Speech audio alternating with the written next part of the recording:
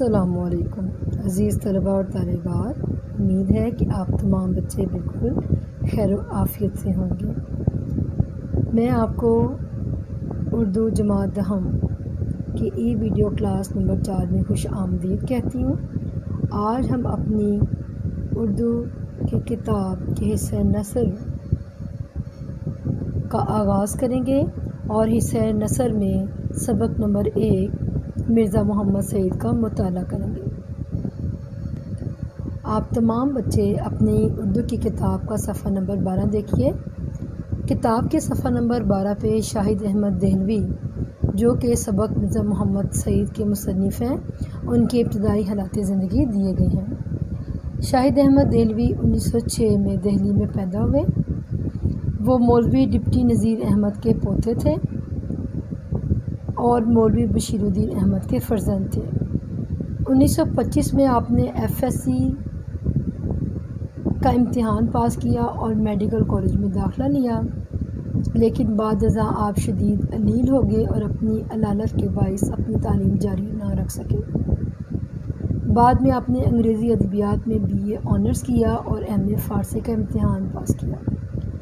قیام پاکستان کے بعد شاہد احمد دہلوی کراچی منتقل ہو گئے اور تصنیف و تالیف کے ساتھ ساتھ انہوں نے انگریزی ادب سے تراجم کا سلسلہ بھی جاری رکھا۔ پاکستان رائٹرز گلڈز کی تشکیل میں نمایاں خدمات سر انجام دیں۔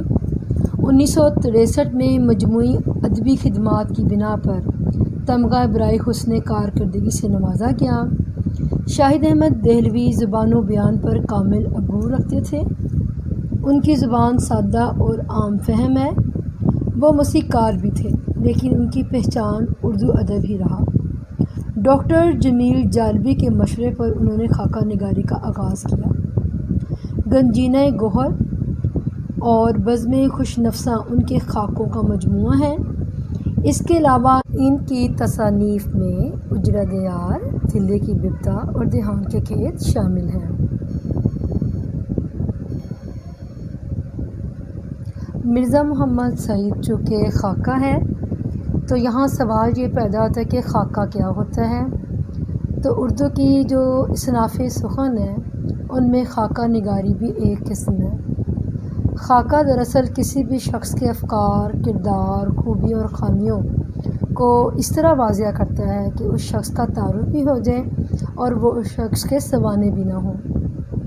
خاکے میں مصنف کوشش کرتا ہے کہ جس بھی شخصیت کا خاکہ وہ بیان کر رہا ہے اس کی تمام خوبیوں اور خامیوں کو بیان کرے، لیکن سوانے میں کسی بھی شخصیت کی پیدائش سے لے کر اس کی وفات تک کے تمام واقعات درج کیے جاتے ہیں، جبکہ خاکے میں ایسا نہیں ہوتا۔ تو آج جو ہے وہ آپ اردو ادب کی ایک نئی صنف خاکہ نگاری سے متعارف ہو رہے ہیں۔ چلے پیارے بچوں، اب ہم مرزا محمد سعید کا باقاعدہ آغاز کرتے ہیں اور اس کے لیے آپ کو کتاب کے صفحہ نمبر 13 پر توجہ سے دیکھنا پڑے گا۔ صبح اخباروں سے یہ خبر پڑھ کر دل دھک سے رہ گیا۔ دل دھک سے رہ جانا مطلب اچانک شدید صدمہ پہنچنا کہ پروفیسر مرزا محمد سعید جو ہیں آج ان کا سوئم ہے۔ سوئم یعنی ان کی وفات کا تیسرا دن ہے۔ خاموش زندگی خاموش موت، یعنی مرزا محمد سعید جو ہیں وہ بہت ہی خاموش الطبع انسان تھے اور ان کی موت بھی ایسی ہوئی کہ کسی کو خبر تک نہ ہوئی۔ مرزا صاحب کی بیماری کی اطلاع کسی کو نہیں ملی اور ان کو آج وفات پائے ہوئے 3 دن گزر گئے۔ اس کا مصنف کو بہت زیادہ افسوس ہے اور مصنف کے ساتھ ساتھ ان کے کئی دوست اور احباب ایسے ہیں جو کہ مرزا صاحب کی وفات کے ثانیہ سے بے خبر رہے۔ یہاں لفظ دیکھیے گا، ثانیہ ارتحال۔ ثانیہ ارتحال کا مطلب وفات کا ثانیہ یا وفات پا جانے کی اطلاع۔ مصنف یہ کہتے ہیں کہ ہمارے لیے یہ بہت افسوس کی بات ہے کہ ہم اپنے صاحب کمال جو ہیں ان کی حالات زندگی سے بے خبر رہیں۔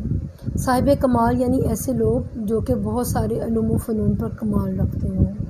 سناونی کا مطلب خبر ہونا، اطلاع ہونا، واقفیت ہونا۔ کہتے ہیں کہ زندہ قوموں کا یہ شعار نہیں ہے۔ شعار مطلب طریقہ نہیں ہے کہ وہ اپنے اہل کمال سے غافل رہیں، اور ایسی غفلت مجرمانہ ہوتی ہے۔ ایسی غفلت، ایسی لاپرواہی مجرمانہ یعنی کسی گناہ سے کم نہیں ہے کہ کوئی بھی صاحب کمال جو وہ ہم سے اچانک چھین لیا جائے، ایک ہی اچانک ہم سے چھین جائے۔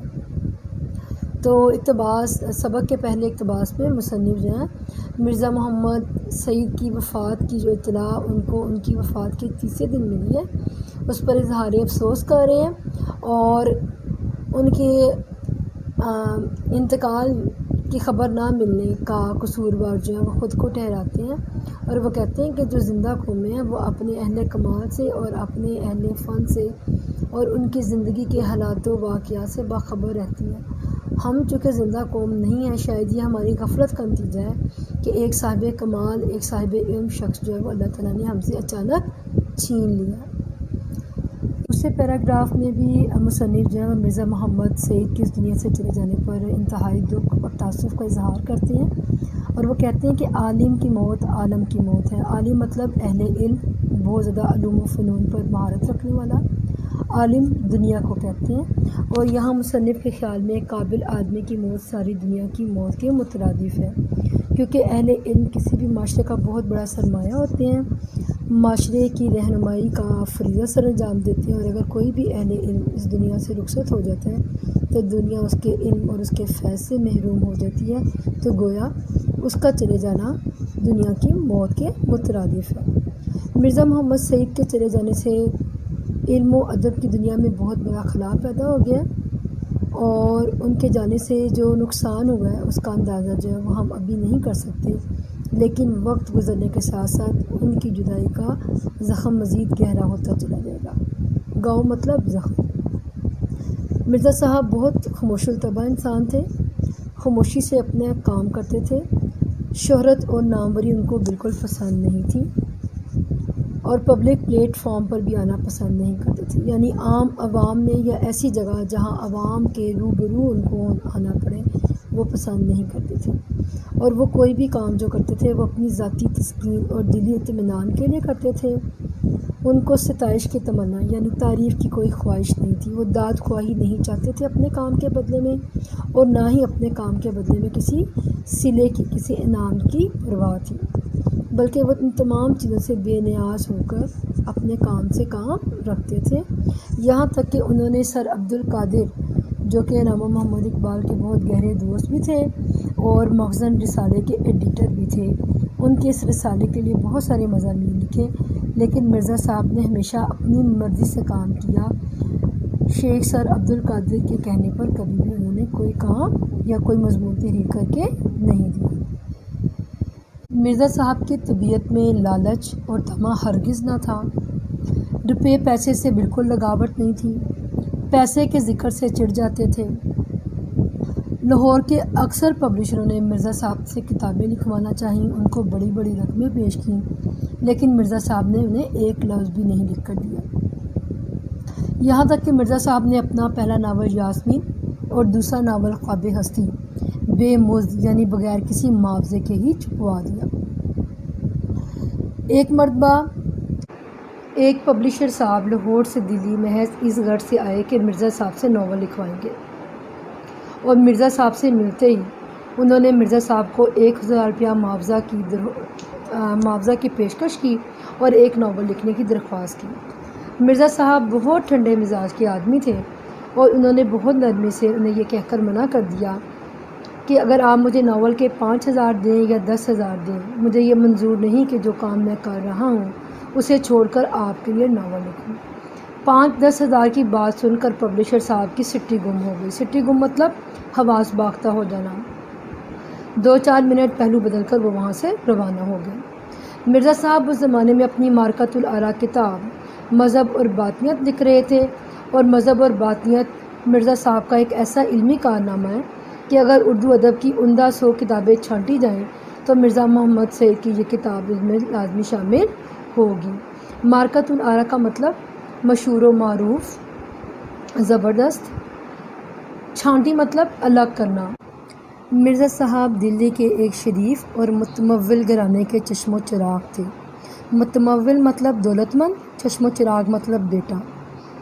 طرح بیرم خان کے ساتھ راستہ جو ہے ایک طرف ایک ہاتھ مڑ جاتا ہے، وہاں مرزا صاحب کا آبائی مکان تھا۔ آبائی مطلب خاندانی مکان تھا۔ تراہا مطلب کہتے ہیں 3 راستوں والی جگہ کو۔ اسی علاقے میں سر سید احمد خان بھی رہتے تھے اور مرزا صاحب کی سر سید احمد خان سے اور منشی ذکاء اللہ سے رشتہ داری اور قرابت داری تھی۔ دلی کے جن نوجوانوں نے اعلیٰ انگریزی تعلیم حاصل کی تھی ان میں مرزا محمد سعید اور پروفیسر مشتاق احمد زاہدی جو ہیں وہ شامل تھے۔ مرزا صاحب نے گورنمنٹ کالج لاہور سے تعلیم حاصل کی۔ آپ کے اساتذہ میں علامہ محمد اقبال بھی شامل تھے۔ آپ نے انگریزی ادبیات میں ایم اے کی سند لی اور اس کے بعد آپ نے 1906 تا 1907 علی گڑھ کالج میں پڑھایا اور اس کے بعد گورنمنٹ کالج لاہور میں انگریزی کے پروفیسر ہو گئے اور اس دوران جو ہے وہ بیشتر پنجاب کے بیشتر اعلیٰ عہدیدار جو ہیں مرزا صاحب کے شاگرد رہے۔ ان میں پطرس اور تاج، پطرس اردو کے بہت بڑے مزاح نگار ہیں اور سید امتیاز علی تاج جو ہیں وہ اردو کے ایک معروف ڈرامہ نگار ہیں۔ آپ دونوں بھی مرزا صاحب کے شاگرد تھے اور پطرس جو ہیں وہ خود بھی غیر معمولی ذہانت کے مالک تھے، لیکن اپنی ذہانت کو مرزا صاحب کی ذہانت کے سامنے ہیچ یعنی کمتر سمجھتے تھے اور وہ خود کہا کرتے تھے کہ وہ جتنا ادب و احترام مرزا محمد سعید کا کرتے ہیں شاید وائسرائے ہند کا بھی نہیں کرتے۔ جس زمانے میں پطرس آل انڈیا ریڈیو کے ڈائریکٹر جنرل مقرر ہوئے، انہوں نے مرزا محمد سعید سے درخواست کی کہ کبھی کبھی وہ ریڈیو پر اپنی تقریر نشر کیا کریں، جس پہ مرزا صاحب راضی ہو گئے، لیکن 1-2 تقریروں کے بعد مرزا صاحب نے کانٹریکٹ واپس کر دیا۔ جب یہ معاملہ پطرس تک پہنچا اور انہوں نے اس کی وجہ دریافت کی تو مرزا صاحب نے بتایا کہ مجھے یہ منظور نہیں کہ تمہارے شاگرد مجھے اصلاح دیں۔ معاملہ کچھ یوں تھا کہ تقریروں کے انچارج نے اپنی دستور کی کارروائی دکھانے کے لیے مرزا صاحب کے مسودے میں سے، مسودہ کہتے ہیں ہاتھ کی لکھی ہوئی تحریر کو، 1-2 فقرے نکال دیے اور یہ فقرے نکالنا ان کو نوکری سے نکالے جانے کا پیش خیمہ ثابت ہوا۔ تقریروں کے انچارج بھاگتے ہوئے مرزا صاحب کی خدمت میں حاضر ہوئے، ہاتھ جوڑ کر معافی مانگی۔ مرزا صاحب نہیں مانے۔ بالآخر جب اس نے یہ کہا کہ میں نوکری سے نکالا جاؤں گا اور میرے بال بچے بھوکے مریں گے تو اس کی یہ بات سن کر مرزا صاحب کا دل نرم پڑ گیا اور آپ نے فوراً کانٹریکٹ پر دستخط کر دیے۔ جنگ کے زمانے میں لاہور کے بہت سے ادیب اور شاعر دلی میں جمع تھے، جن میں ڈاکٹر تاثیر، فیض احمد فیض، حامد علی خان، حمید احمد خان، چراغ حسن حسرت، محمود نظامی، غلام عباس، انصار ناصری وغیرہ شامل تھے۔ ان سب نے مل کر ایک چھوٹا سا ادبی حلقہ قائم کیا۔ اس ادبی حلقے کا اجلاس کبھی پطرس کے گھر پر ہوتا اور کبھی ڈاکٹر تاثیر کے۔ اس میں کسی ادبی موضوع پر ایک مقالہ پڑھا جاتا اور اس پر گفتگو کی جاتی۔ ایک مرتبہ اس کے ایک جلسے میں محمود نظامی نے مقالہ پڑھا، مرزا صاحب بھی وہاں تشریف فرما تھے۔ ڈاکٹر تاثیر نے گفتگو کا آغاز کیا، پطرس خاموش رہے اور مرزا صاحب سے درخواست کی کہ وہ اس موضوع کے متعلق اپنے خیالات کا اظہار کریں۔ مرزا صاحب چونکہ بحث مباحثے کو پسند نہ کرتے تھے اس لیے بہت محتاط رائے دی اور زیادہ گفتگو نہ کی۔ اس پر پطرس کو شوخی اور شرارت سوجی۔ انہوں نے فیض احمد فیض کی طرف اشارہ کیا۔ فیض چونکہ ادب کی دنیا میں ابھی نئے نئے داخل ہوئے تھے، وہ مرزا صاحب کی شخصیت سے زیادہ واقف نہ تھے۔ انہوں نے مرزا صاحب کی بات کاٹ کر فوراً اپنی بات شروع کر دی اور رومی اور یونانی تہذیب پر اپنے خیالات کا اظہار شروع کر دیا۔ فیض احمد فیض کو بولتا سن کر مرزا صاحب جلال میں آ گئے اور انہوں نے موضوع پر مزید روشنی ڈالنا شروع کی۔ مرزا صاحب کو گفتگو کرتے ہوئے دیکھ کر تمام حاضرین محفل کو اندازہ ہوا کہ مرزا صاحب کے سینے میں علم کی کتنی دولت بھری پڑی ہے۔ فیض احمد فیض پشیمانی کا شکار ہوئے۔ پشیمانی مطلب شرمندگی کا ان کو احساس ہوا۔ مرزا صاحب کے جلال کو رفع کرنے کے لیے چائے کا سامان رکھوایا گیا اور اللہ اللہ کر کے مرزا صاحب کا جلال یعنی غصہ دور ہوا۔ مرزا صاحب گھنٹوں مطالعہ کرتے تھے، ان کے کتب خانے میں ہر علم کی کتاب موجود تھی۔ وہ خود کہا کرتے تھے کہ اگر میں اتنا مطالعہ نہ کروں تو انگریز پروفیسروں کے آگے کیسے ٹھہر سکتا ہوں۔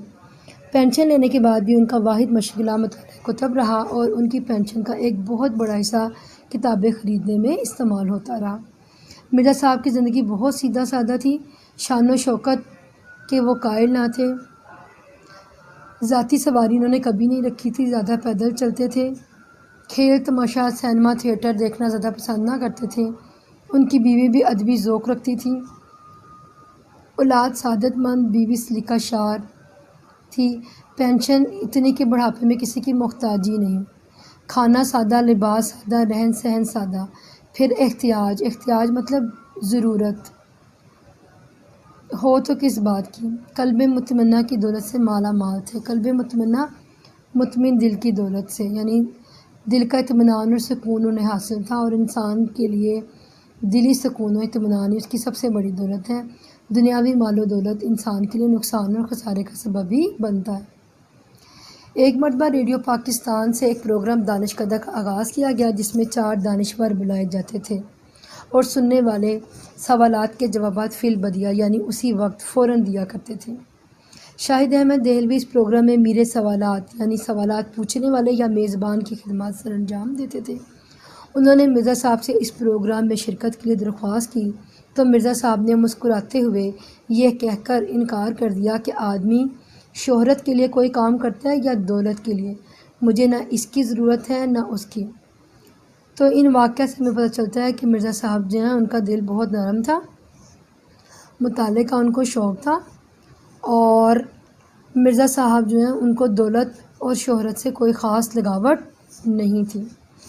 قیام پاکستان سے پہلے مسلم لیگ کے پلیٹ فارم سے مرزا صاحب نے سیاست میں بھی حصہ لینا شروع کیا اور صوبائی مسلم لیگ کے صدر منتخب ہوئے، مسلم لیگ کونسل کے ممبر بھی رہے، کراچی یونیورسٹی قائم ہوئی تو اس کے مشیر مقرر ہوئے، مشیر مطلب مشورہ دینے والا، اور جب پاکستانی ادیبوں کا گلڈ قائم کیا گیا تو اس کے پہلے اجلاس کی صدارت بھی آپ نے کی۔ مرزا بظاہر علیل معلوم نہیں ہوتے تھے، بہت دبلے پتلے تھے، رنگ صاف اور اجلا تھا، پیشانی یعنی ماتھا روشن تھا، گنی بویں یعنی ان کی جو آئی بروز تھیں، جو بویں تھیں وہ بہت گہری تھیں اور ان آنکھیں بڑی بڑی روشن تھیں، رخسار کی ہڈیاں مطلب گالوں کی ہڈیاں ابری ہوئی تھیں، کترواں مونچھیں یعنی کٹی ہوئی مونچھیں تھیں، ہنستے تو سامنے کے 2-4 دانت ٹوٹے ہوئے نظر آتے مگر برے نہیں لگتے تھے، داڑھی منڈی ہوئی مطلب صاف تھی، کلین شیپ تھے، دھان پان سے آدمی تھے، دھان پان مطلب دبلے پتلے سے تھے۔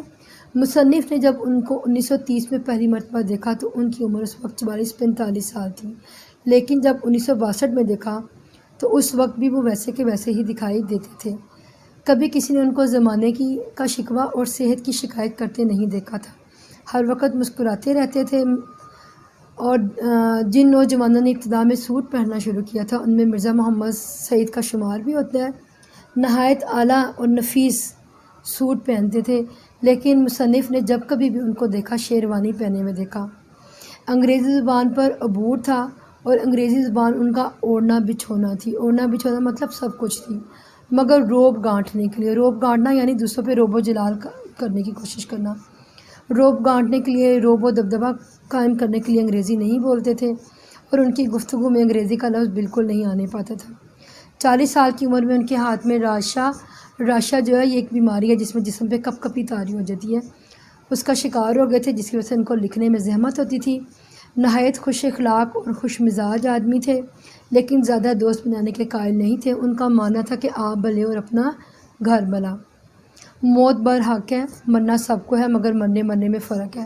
اب موت زندگی کی اٹل حقیقت ہے، اس حقیقت سے ہم انکار نہیں کر سکتے، جو روح اس دنیا میں آیا ہے اس کو اس دنیا سے جانا ہی، لیکن مرزا صاحب جیسی علمی اور ادبی شخصیت کا جانا جو ہے وہ علم و ادب کی دنیا میں واقعی بہت بڑے خسارے کا باعث ہے، اور مرزا صاحب جیسے عظیم، شریف اور وزادار لوگ زمانہ روز روز پیدا نہیں کرتا، اور ان کے جانے پر ہم جتنا بھی افسوس کریں وہ اتنا ہی کم ہے۔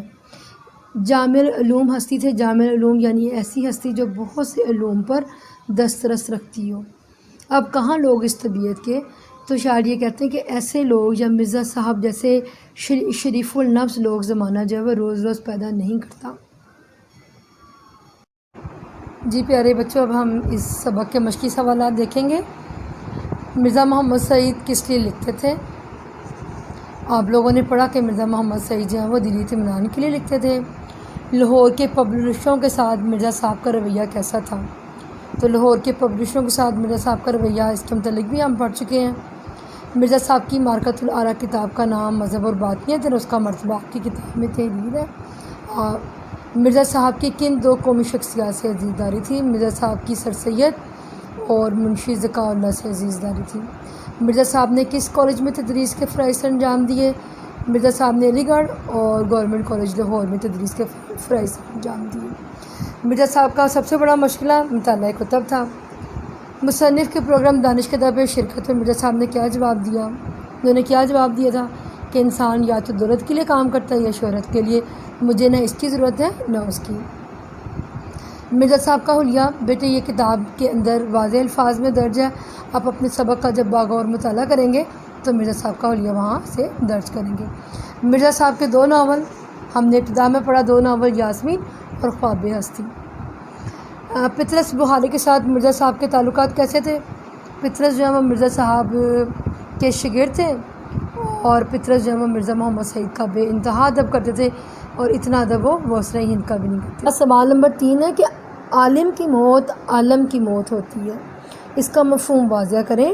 اس کا مطلب کیا ہے کہ ایک با علم شخص کی موت ایک لحاظ سے پوری دنیا کی موت کے مترادف ہے، کیونکہ دنیا کی بقا اہل علم لوگوں کے نظریات سے ممکن ہے، اور اہل علم لوگ جو ہیں وہ دنیا میں رہنمائی کے فرائض سر انجام دیتے ہیں، دنیا کو اچھائی اور برائی سے آگاہ کرتے ہیں، اور جب کوئی اہل علم اس دنیا سے رخصت ہو جاتا ہے تو دنیا اس کے فیض سے محروم ہو جاتی ہے، تو اس کا اس دنیا سے جانا دنیا کی موت کے مترادف ہے۔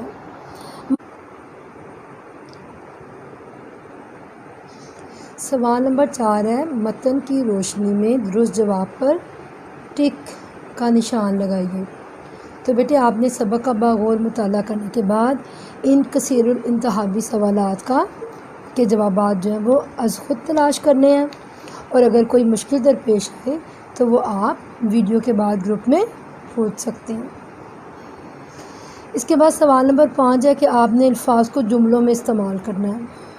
تو یہ تمام الفاظ جو ہیں وہ ہم نے سبق کی تدریس کے دوران ان کے معنی جو ہیں وہ پڑھے ہیں، اور آپ نے ان الفاظ کے معنی کو ذہن میں رکھتے ہوئے ان کو جملوں میں استعمال کرنا ہے۔ سوال نمبر 6 ہے، درج ذیل الفاظ پر اعراب لگا کر ان کا تلفظ واضح کیجیے۔ یہ تمام الفاظ میں آپ کے سامنے دہرائے دیتی ہوں، اور لغت کی مدد سے آپ ان الفاظ پر اعراب خود لگائیں گے۔ سب سے پہلا لفظ ہے ارتحال، میں دوبارہ دہراتی ہوں، ارتحال۔ دوسرا لفظ شعار، تیسرا لفظ متمول، متمول۔ ساکت، ساکت۔ مباحثے، مباحثے۔ متبسم، متبسم۔ قدری، راشا، راشا۔ اور مجھے امید ہے کہ آپ تمام بچے بآسانی لغت کی مدد سے الفاظ پر اعراب لگائیں گے۔ اس کے بعد آپ کو غلط اور درست بیانات کی نشاندہی کرنی ہے، تو یہ بھی آپ تمام بچے سبق کا مطالعہ کرنے کے بعد بآسانی کر سکتے ہیں۔ اقتباس کی تشریح کرتے ہوئے بیٹے آپ لوگ پہلے بھی کرتے آئے ہیں، آپ کو معلوم ہے کہ اقتباس کی تشریح میں پہلا حصہ حوالہ متن ہے۔ حوالہ متن میں سبق کا نام اور مصنف کا نام تحریر کیا جاتا ہے، اور اپنے کام کو معیاری بنانے کے لیے اور ایک اچھا تاثر دینے کے لیے آپ صنف ادب اور ماخذ بھی تحریر کر سکتے ہیں۔ خط کشیدہ الفاظ کے معنی آپ نے لغت کے مطابق تحریر کرنے ہیں، مرادی معنی تحریر نہیں کرنے۔ سیاق و سباق میں آپ نے اقتباس کے متعلق بتانا ہے کہ وہ سبق کے کس حصے سے لیا گیا ہے، اور اقتباس سے پہلے یا بعد کے حالات و واقعات کو مختصراً بیان کرنا ہوتا ہے۔ سیاق و سباق میں آپ سبق کا مرکزی خیال بھی تحریر کر سکتے ہیں، اور اگر آپ کو پیپر میں سیاق و سباق نہیں پوچھا گیا تو آپ تشریح کے آغاز سے پہلے ایک دو سطور میں سبق کے متعلق جو ہے وہ پس منظر بیان کر سکتے ہیں۔ اگلا مرحلہ اقتباس کی تشریح کا ہے۔ اقتباس کی تشریح میں تمام اہم نکات کو واضح کرنا ہوتا ہے، اور اس میں آپ حوالے کے اشعار استعمال کر سکتے ہیں، اور مصنف کے انداز تحریر کے بارے میں آپ تبصرہ بھی کر سکتے ہیں۔ सबक का खुलासा सबक का 1/3 हिस्सा होता है और आपने 5 पैराग्राफ में खुलासा तहरीर करना है। खुलासा सीगा माजी में ही तहरीर किया जाएगा। खुलासे में सीगा वाहिद मुतकल्लम यानी मैं का इस्तेमाल नहीं करेंगे। तमाम अहम नकात मुख्तसर बयान करें और वाक़ियत की तरतीब का ख्याल रखें। खुलासे में ज़ाती राय और तबसरे से गुरेज करें। और बेटे आप लोगों ने सफ़ा नंबर 13 पर दिए गए इक़्तिबास की तशरीह करनी है, ख़त कशीदा अल्फाज के मानी लिखने हैं। क्लास वर्क ये कि आपने मिर्ज़ा मोहम्मद सईद का खुलासा तहरीर करना है। उम्मीद है कि आपको सबक बहुत अच्छी तरह समझ आ गया होगा और अगर आपको कोई मुश्किल दरपेश हो तो आप ग्रुप में पूछ सकते हैं। अपना बहुत ज़्यादा ख्याल रखिएगा। अल्लाह आपका हामी व नासिर हो। अल्लाह हाफ़िज़।